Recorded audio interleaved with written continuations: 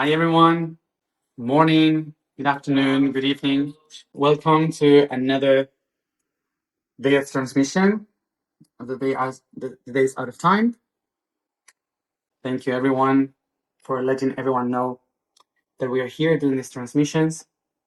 So, for the new ones, I'm so sorry, but I want to be translating myself in English and Spanish all the time, as I did for many years. So, I remind you that the reason why I'm doing this is because I want to keep my frequency in the translation. So I know that there's much more people like in other languages, French, um, Portuguese, German, but of course it's more wider to speak in Spanish and English because of course the people that follow me the most speak both languages. So that's the idea. So today we are gonna dive into the story of Isis and how Isis comes to appear in the story. And um, I was grateful today that after all these days of being locked inside and working and writing and having meetings, we managed today to go outside. And the place that we spent the day at was all the places related to Isis, to the goddess. And so we went to the Temple of Philae, to the old gate in the other island. We walked through the island, so it was necessary to walk around during the day, even if it was like 40 degrees under the sun. It was 40 Celsius, of course, just like 110 Fahrenheit. But it was really nice to be able to just relax, walking and going around and climbing some rocks. So it was very, very nice to walk around and connect with the energy of Isis because all this territory in Egypt is related to the womb of Isis, the mother of the sun. And so it was really, really nice to be able to walk around and connect with it. So I could be in the tune of explaining what part Isis played in the story that we are telling. So, the beginning of the story, remember, the ocean of void, Nun, comes back as waves to the center, creating, by reflection, the heel of Ben Ben. And when the everything shines towards the Ben Ben, it starts to light up like a sun. And that's the birth of Ra.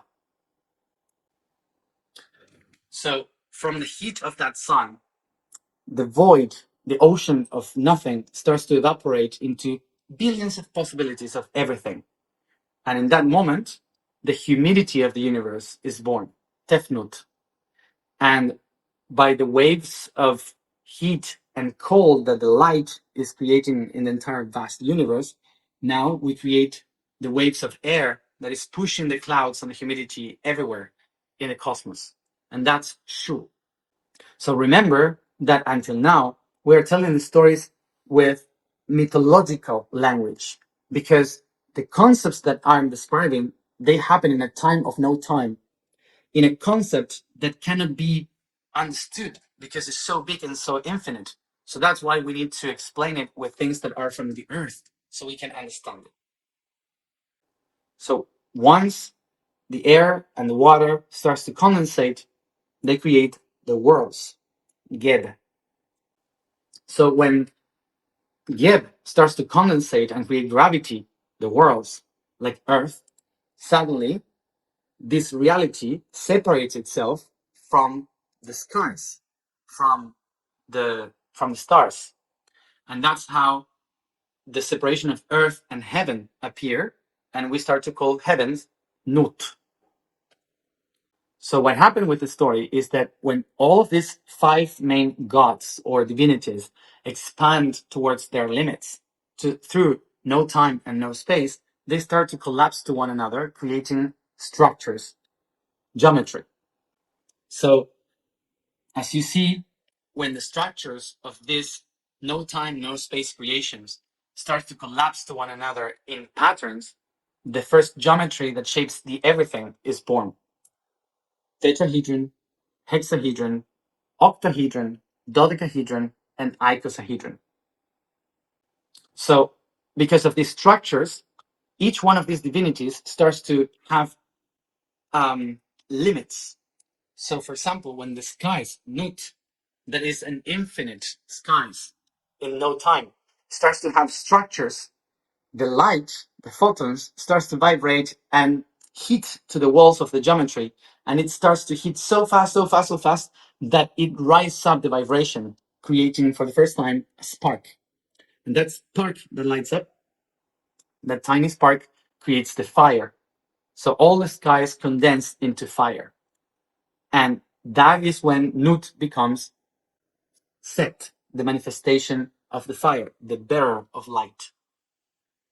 So the other god, the other goddess, Geb, the earth, starts to condensate into geometry, which is Metatron and Pandora's box, the hexahedron.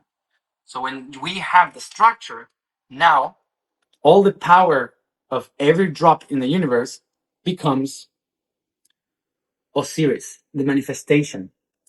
And Osiris is now the king of kings in the throne beyond, which is Metatron. And then his brother Set, as fire, goes through the structure and cuts Pandora's box and Metatron's cube, cutting his brother in different pieces that will spread throughout the kingdom of the universe. So this moment when the pure light accesses the system of Geb and Osiris and breaks the system, what happened is the Big Bang, the creation of everything by cutting the power of the infinite in the cube in so many pieces that now we're going to call them the chemical elements. So remember that all these pieces are going to be what we call different sciences. So the science means a cut, a piece. So all the science we can think of are pieces of that structure. So when all these pieces are fragmented and moving with no sense, from the heart of Ra will emerge another god, which is Thoth. And Thoth, what it's going to do is to try to weave each piece of every science and bring them all back together to sense, which means it's going to put the science together that we call consciousness. Conscience is all the science together as one. So now, once that Thoth has connected in a network all this science in something called consciousness, what's going to happen is that the goddess, the goddess Tefnut, who was the humidity, the water, the different pieces all spread around, are going to find sense, are going to find a way to organize all together in something that we call the cosmic matrix. And the cosmic matrix has another name, which is the divine womb. And this divine womb is going to reflect through the water all the power of the creation. And that's how Tefnut, the humidity through water, it's going to create the divine mother for the first time, what we call today Isis. So let's try to understand first what is matrix.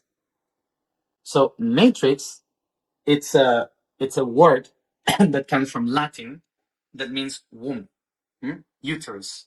Uterus is a Greek word to define the same thing.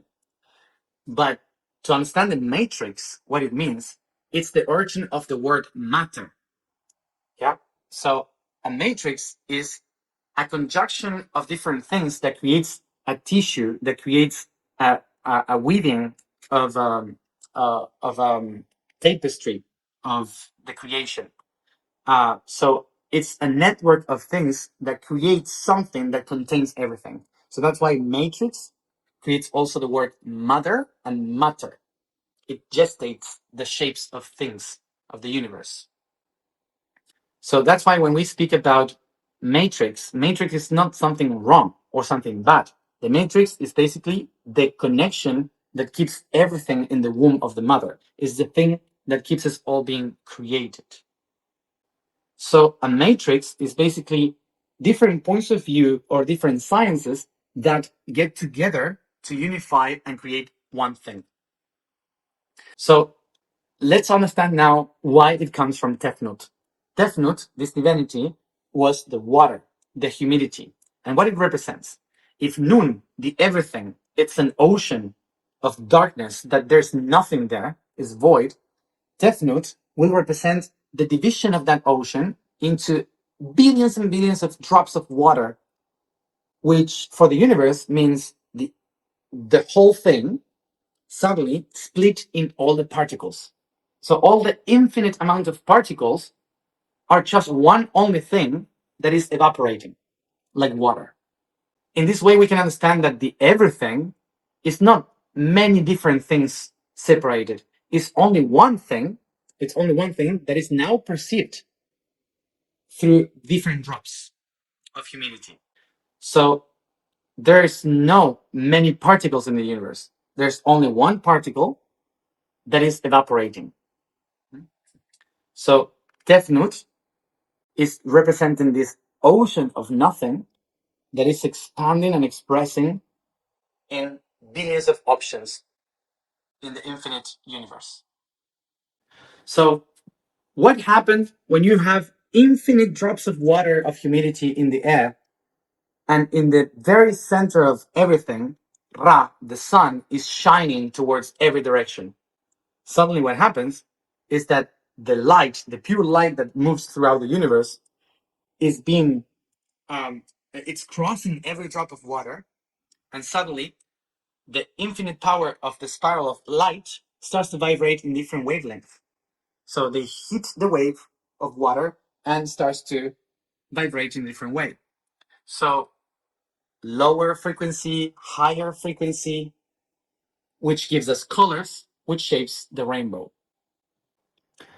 So Isis, what happened with from the center of everything, imagine the light of the center sun shining towards the entire universe, and suddenly it's surrounded by these clouds of steam, these clouds of humidity, and all the pieces of Osiris that were spread all around and are being crossed by the wavelength of Set, the light that is crossing every chemical element, now through the water, they're going to reflect the different wavelengths from ultraviolet to infrared, which allows Isis to find the different pieces of Osiris throughout the universe by observing the colors of every chemical element around. So Isis is the wife of Osiris, and they're unity. They're like this alchemical couple that allow to one to the other to perceive the universe. So if Osiris is cut in different pieces because of Isis, he's able to see every piece, every archangel, every power, every chemical element, every realm. So through her, he can see the creation. He can see itself throughout the creation. So what Isis does is to be able, by using Set, the light of Set, to reflect through herself all the colors, so she can find all the pieces of Osiris that are spread around and weave them by creating this network of consciousness that, in order to connect all the pieces, she will design something called the rainbow bridge. So the rainbow bridge is going to weave and connect each piece of Osiris as one. So Thoth is the one that will help Isis by telling her how to bring that rainbow bridge, how to connect every chemical element in one specific angle, so she can connect with light all the different pieces in a network. So he's going to tell her the precision to create that rainbow bridge. throughout the entire universe using the darkness of the light. So Thoth teach her how to use the magic, how to use the alchemy to create the first structure. So that's why Isis will become the mother of magic. She's the one that will use the alchemy to create the first perception of the entire reality by shaping the golden egg of the divine. So of course there are many divinities that are being born from this story, but we're not going to mention all of that. So it's just the main idea. So something amazing happens when she manages to use all the magic of the universe to create the right angle of light, and she manages to bring all the rainbow bridge throughout every drop of water in the entire cosmos. So when she does that, when she combines everything in the perfect alchemy to bring all the colors of the rainbow into one direction, it creates something magical, which is it makes the entire universe into something that I don't know in English. How do you say lupa in English? How do you say lupa in English? Like a prism? No. The thing that you do to observe. Um, magnifying glass. Oh my gosh, it's so long. So a magnifying glass. That's what happens. The entire universe becomes a magnifying glass and points all the different rays of light into only one. Pero la pregunta es, ¿cuál es el centro? ¿Cuál es el centro de todo el universo? ¿Cuál es el centro de toda la creación? But something was missing. What is that center? Where is all that light pointing at? How do you bring all the light to the center if there's no center? So there's something missing. What was in the story the first origin where all the lights shine towards in the universe? Recordemos. El Ben Ben. ¿Sí? La piedra original. Ben Ben. So remember that first thing was the Ben Ben. But remember that the Ben Ben is not in the center anymore because it split. Remember that Osiris split in different pieces. So in the mythology, that story of that Ben Ben, that piece that was missing, that no one knows where it is called Osiris' penis. So the only thing that Isis couldn't find, she managed to put all the different pieces together of the rainbow of the body, but the only thing that she cannot find was Osiris' penis. So Isis cannot find the penis. It's impossible. It's impossible to find. So followed by Thoth, she manages to create a specific direction of all the powers of the universe, and through light recreate again the Ben Ben. So what she does, because she cannot find the center, she takes all the knowledge of Thoth and points all the universe towards the center, recreating a new center. In the beginning, there was a huge ocean of nothing, of darkness, where the Ben Ben came up. But this time, the ocean is everything. And because the ocean is everything, is an ocean of light. So she's using all the different lights to create a magnifier glass using Tefnut, all the magnifying glass through water, and by pointing to the center of it, it manifests the new Ben Ben, a new sun, a new Ra, which is called Horus. So the story of Horus is that Isis, in her womb, creates from light, using the light of all the different gods, creates a new center of the universe, the eye that sees everything. So that's how Horus is created, and represents the vision of the hawk that observes from the sun. Is the new sun of creation. So this is how the story of Isis is explaining how we create a new level of the universe. A new level of the universe by bringing all the pieces together to create the new sun, the new world, the new reality. So there's a lot of things to say about this story, but now let's try to relate it to us, to ourselves.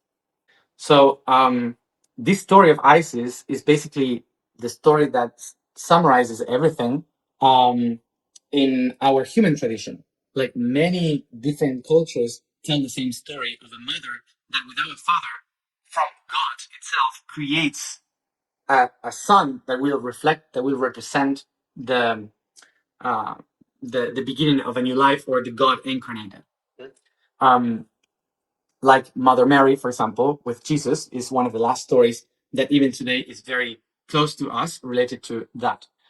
So this story is not just a Christian thing. It's something that has come from different traditions, because they're all trying to explain how the matrix, the mother, it's using the divine, God, to manifest in a body the creation of a new vision. Ra is the third eye, is the pineal gland that is in the center of consciousness. So what happens in the center in the creation of the universe is that you have all the different sciences together creating consciousness. And when you have the consciousness, suddenly all the light shines towards the center, lighting up the eye of Ra and the eye of Horus within yourself. And that is the third eye, which is Horus, the pineal gland. So remember this, at the beginning of everything, we have Ra, the sun, the light, in a no time and no space, which is called Amon Ra. Amon Ra will represent the invisible.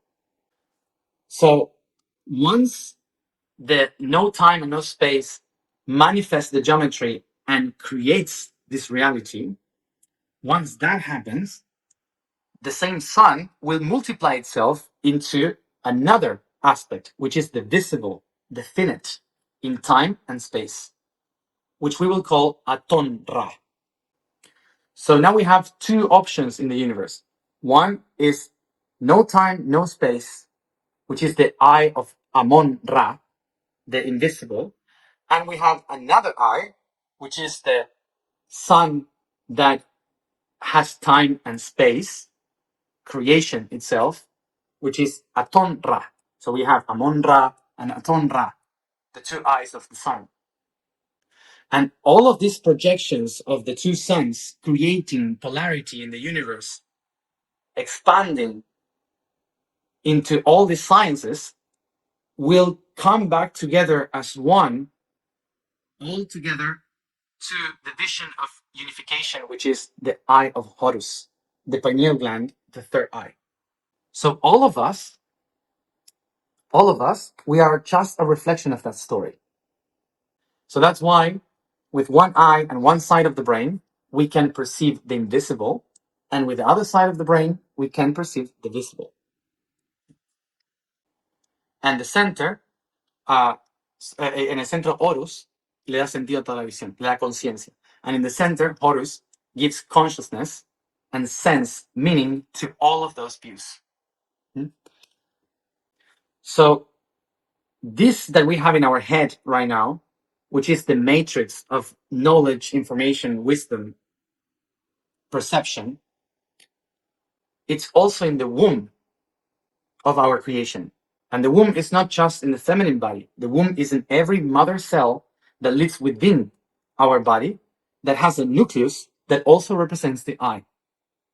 So this way, we, in our own cells, we have the same system. So when the radiation from the stars, from the sun, crosses the cell of Earth, hits our bodies, crosses our cells, which means break the structure of Osiris in every cell, in the chemical elements, breaks through Pandora's box inside the DNA, enters the plasma, which is the water of Isis, Ices reflect the radiations into the different colors, creating a rainbow around, spinning like DNA. And it reaches the codes that are Horus in the center, the consciousness of the code. And in that way, everything that has been around trying to kill us with the radiation of the light set, it's being used by Isis to create mutation and evolution. So that's how daily we live the same story with no time, no space. So this is not a myth. This is something that is happening to us every day. And we locate that story in our brain. We locate that story within ourselves, but actually in our pineal gland, but actually it's happening in every womb of our mother cells. Inside of us, every day, this story is repeated. So the idea of the alignment today is to become aware of this by reorganizing all the rainbow that we have around and bringing it all towards within to the light of consciousness within ourselves. So yesterday, we aligned the 7 laws of the universe in our chakras. And those chakras are the rainbow, that rainbow bridge. So this rainbow bridge, now we're going to use it like if it's a toroid to create a magnifying glass towards our consciousness so we can see the pure light. So I'm going to invite Guille. As usual, as always, we're going to try to find a comfortable position. So we are going to find this position by stretching the body, massaging the body, caressing the body, yawning.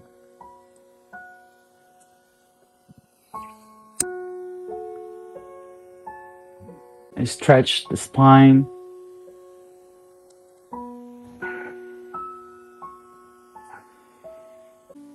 As I stretch and organize my body,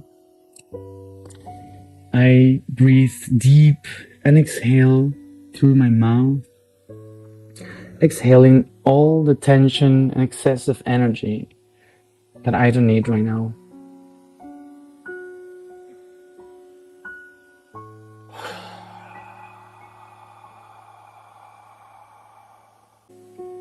When I feel I'm ready releasing, I just concentrate in my inhalation and exhalation through my nose, very deep and slow.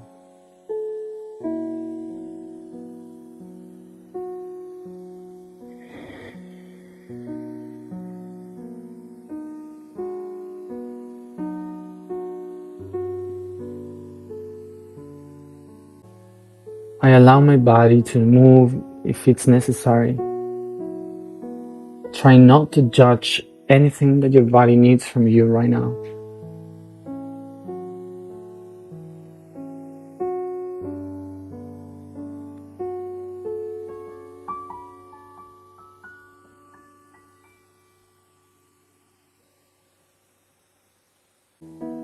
I allow myself to use the imagination to imagine and perceive the colors that live within me. I can connect with my crown, third eye, throat, heart, plexus, sacrum, and root. I try to feel and imagine my organs, how they beat, how they move around the chakras.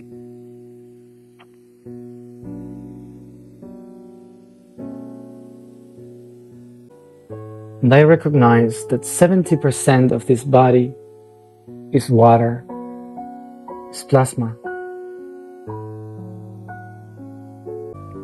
I can sense how my muscles, my organs, my glands, my marrow, all of it is water. My brain, my heart, my intestines are water. my blood, the lympha, the plasma in my cells. My skin is water.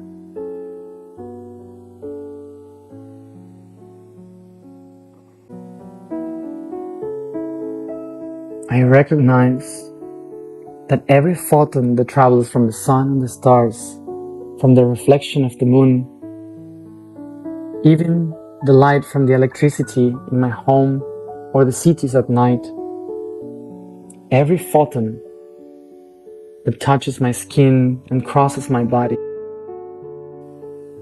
they reflect in the water in different waves, creating different colors.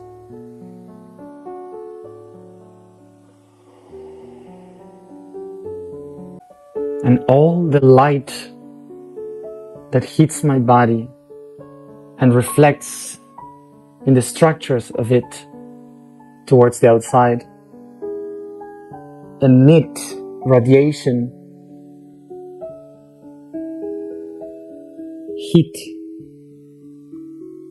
that makes the photons vibrate out of me in different waves to create the colors of my aura, the colors of my soul.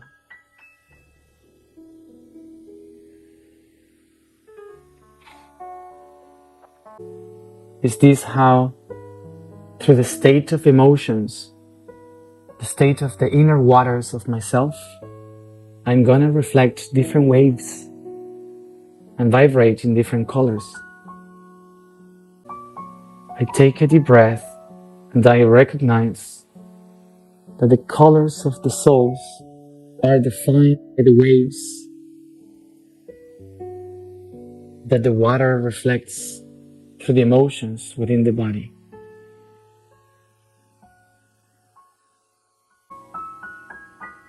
The lowest the vibration and the rhythm of my life, the reddish the color, and the highest I allow my flow of energy to move through, the highest the color, orange, yellow, green, blue, indigo, violet.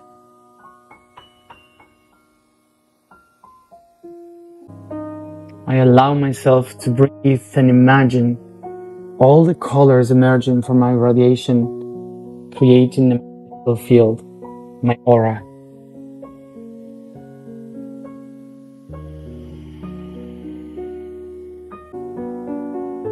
As I breathe deep and I organize all my emotions, all the colors rise up in a rainbow bridge towards my crown that starts to shine in golden.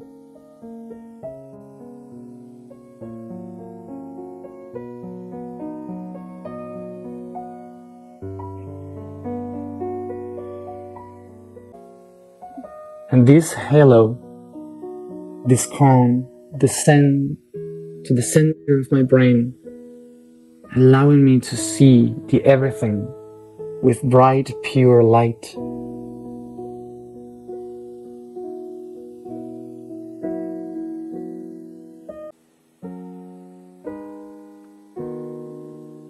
I imagine as I breathe deep, how all the colors of my chakras unify in the pituitary gland, creating a rainbow bridge through the hypothalamus, organizing all the emotions towards the eye of Ra, the eye of Horus, in my pineal gland. This is the inner rainbow bridge between the gold and silver, the inner sun with the moon of Isis. This is how the mother Isis, through every mother cell, reflects the color to the inner sun. Take a deep breath and recognize as you breathe the infinite power of the mother within you.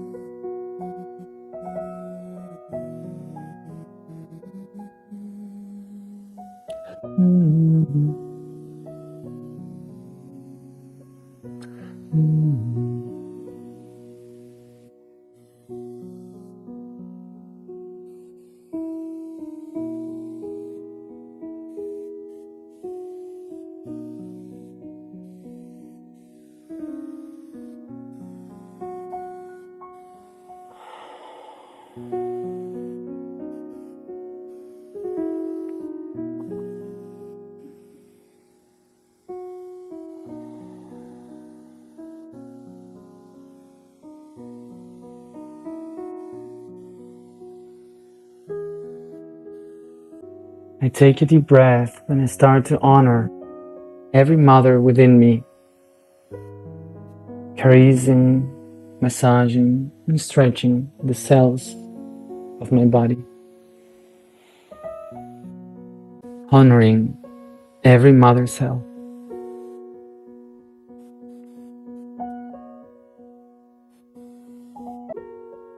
becoming aware of all the colors unified in one vision. And each one, at its own time, come back here and now.